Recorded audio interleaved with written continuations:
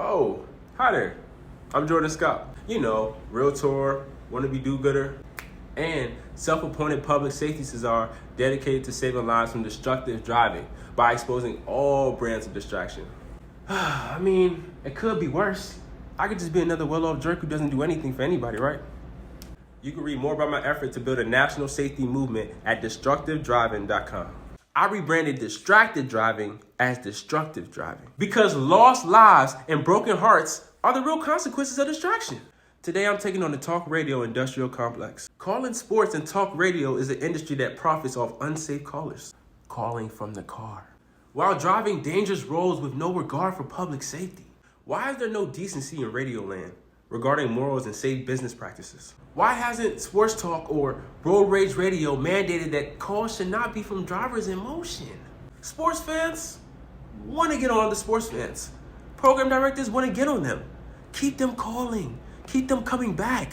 I can just imagine the red-faced program director screaming, if we don't get these calls on the air, we're all going to start looking for New York. The highly rated morning and afternoon drive call-in shows with well-known drive time personalities know that the regular callers are the real stars. Like Frank from Staten Island or Tom from Tom's River. Without callers, there's no sports or talk radio. For these special VIP callers, can the barrier of entry be any more easier? It can't take 10 minutes for Gus from Sealset to get on and complain about a second blown field goal or a latest signing of an overpriced free agent. Fans ultimately do not care what on-air hosts have to say. They don't care about the round of golf that they played with some lame comedian or what they had for dinner last night. They want to hear from Pete from Fort Lee, somewhere on the New Jersey Turnpike, on his way back home with the kids in the back. The industry is hungry for more regular callers. They are the brand of recycle being used and reused, endlessly repeating the themes of the day. 45% of talk show listeners listen to the radio while they're in the car. And radio stations have known all about this.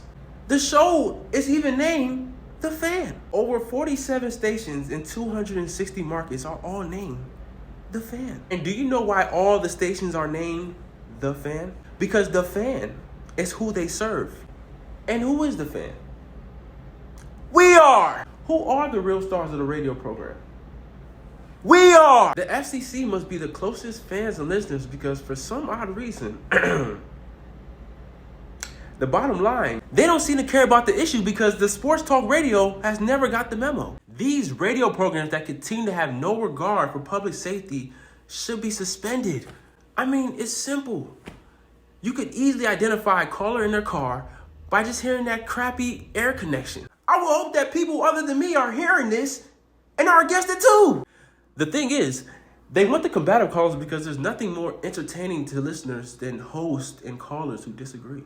Sorry for those other drivers and pedestrians on the road. Once Frank is humiliated while driving the stop-and-go traffic on 50,000 watts. It doesn't make a difference if Frank is wearing Bluetooth or driving hands-free. Distraction is distraction, and destruction is destruction. You know, I used to be a regular caller from a landline, you know, perfect cell phone reception, connection. And then program directors began to see an increase in cell phone usage.